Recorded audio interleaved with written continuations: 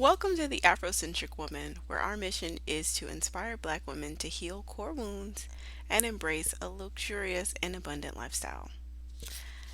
Thank you for joining me today. I want to talk about unhealed, unprocessed trauma. I was having a conversation today with a family member. We recently endured a family tragedy. Um, and I was talking to this family member about another family member that needed to, make some changes in their life. These are conversations that I've had directly with a family member over and over again, a few times, very candidly, very directly, things that need to do when it comes to protecting children. I get to be very out of pocket. I will say some very harsh and cruel things to adults when it comes to protecting children, and I don't care. I don't care about your feelings. I don't care about your, you know, your secure insecurities and your drama when it comes to children, because when it comes to children, I feel like you need to put all of that to side and do the best thing for the child. So, I have had conversations with this particular family member about protecting children and what's in the best interest of the children and my concerns about their welfare. I've done that. And so this other family member, I feel, actually has more weight than I do. When they talk to the other family member, they actually have more pull, more say, and more influence over that family member than I do. So I was encouraging this particular family member, like, you need to talk to this other person about X, Y, and Z regarding these children.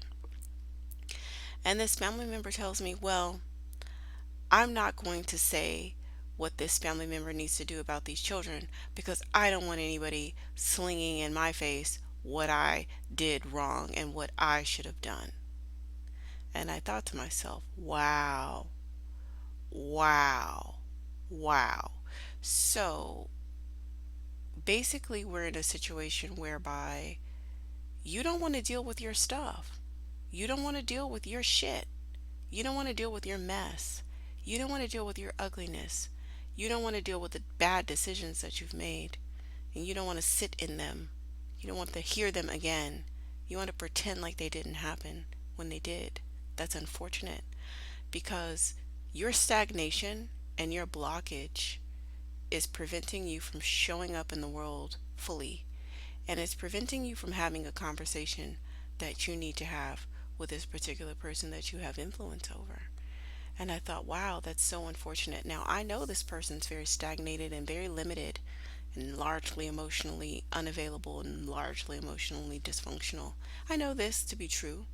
And so I wasn't surprised, but it really just rang off a lot of bells in my head about how we go about in the world when we have so much unprocessed trauma that we think that we just don't want to deal with.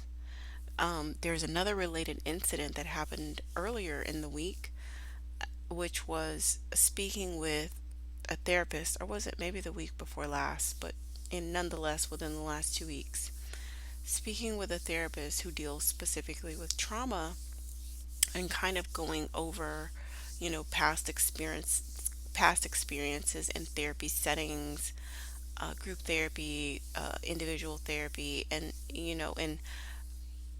my experience, and then also listening to other people's experiences of therapists really being focused on coping skills with the day-to-day things and very surface level anxiety and surface level depression, but they don't really get deep down into the weeds of things. So, like, where is this depression coming from? Not just the day-to-day life, like, oh, I changed jobs, or I just had a baby, or I lost my job, or I got a mortgage now, or I'm having difficulties in my marriage, or I'm having challenges at work, or things like those types of very immediate situations that are, of course, can cause mental imbalances and could flare up depression or flare up anxiety nonetheless. But what about the recurrent themes? What about what's underneath the surface of, like, you're having issues at work because you can't express yourself and you can't advocate for yourself? Why can't you advocate for yourself? Well, I don't feel confident. Why don't you feel confident?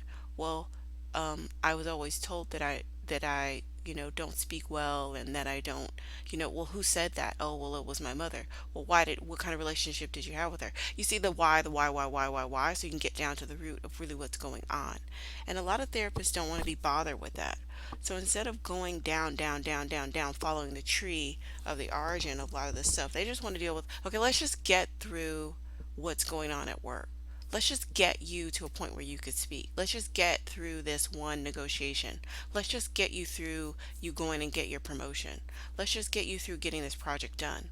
Let's just get you to cope through the current situation that you have going on, which is great. It's a band-aid, and you needed that band-aid, and it gets you through.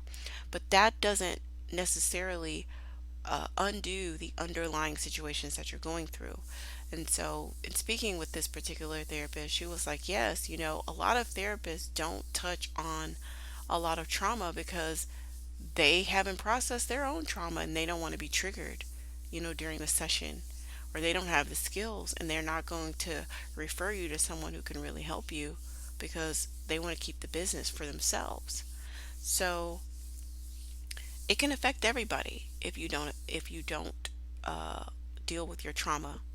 And I'll make another video specifically about this, but there's another concept that's very um, liberating for me, and it's just dealing with the what is and what happened, especially when it comes to childhood. um, in the Black community, we have this sort of blanket statement of, well, I turned out okay. I didn't die. My parents did their best. And that's the extent of it. So we don't want to deal with the neglect or the abuse, or some things that were out of our parents, you know, some things that were out of their immediate sphere of influence or control. Like if they worked two or three jobs and they just neglected you because they were working. There's socioeconomic uh, factors at play, larger factors at play that fed into that. But the end result is you were neglected because you spent hours upon hours alone.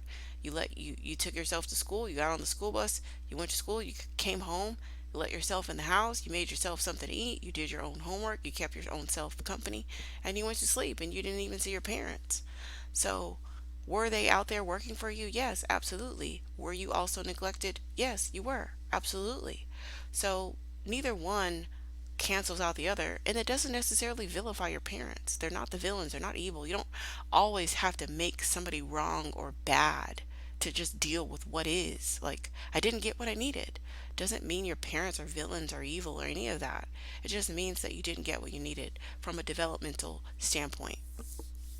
So, I say all that to say I encourage you to look at your own trauma, um, no matter how I think you want to make light of it.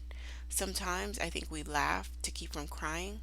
Like we laugh about getting beat as children, like, oh, ha ha ha, that's so funny. Yeah, I got beat for this or beat for that. And, for many of us, those are traumatic experiences. For many of us, they were very traumatic experiences.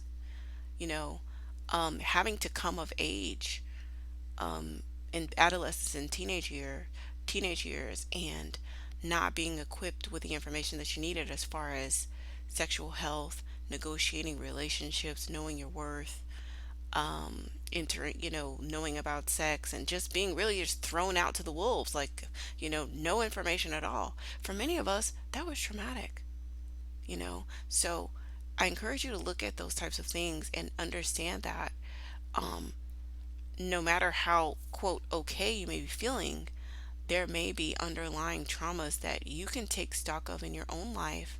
And that way, when you get your own children, or when you have to have conversations, and when you need to really, show up and be present in your life, there won't be anything that you won't be afraid. You'll go any place because you've already have been there. You know what I mean? So there's no place that'll be so sensitive or so taboo or so off topic that you can't go there.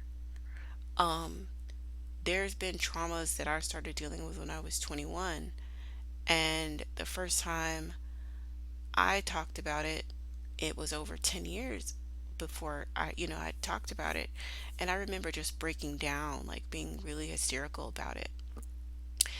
And over the years, after talking about it and talking about it, it still hurts, but it doesn't sting as much, and I'm able to really go a little bit deeper as far as taking stock of how this thing affected me and how I choose to show up in the world.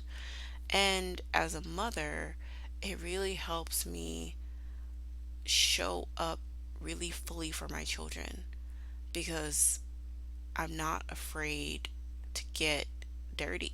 I'm not afraid. I've already been there. I've already done that. So I'm okay, I'm open to the conversations. I'm open to dialogue, and I think it's very healthy um, to do that. So I encourage you to look at your own trauma and get assistance with breaking it down, so that you can know. And oh, another little side note, I was able to reveal a lot more when I started to do more inner child work. And so, really, like looking at that little inner child and seeing what she needed, the little innocent girl that lives inside of me, what did she need? And what all did she not get? And so I was able to move past the, oh, my mom did the best she could. And I could look and see a little bit more clearly, like, okay, wow, there were a lot of deficits in my childhood that put me in the situations that I'm in right now. Put me in these patterns that I'm in right now. Oh my goodness, let me dig deeper and get to the root of this. And so it was very liberating. It's dirty and messy, and I had a bunch of, you know, it's not beautiful. But on the other side of it, wow, the clarity and freedom I'm experiencing now, it's totally worth it. So I encourage you to explore that. And if you like this video, please like and subscribe to the Afrocentric Woman. And I appreciate you.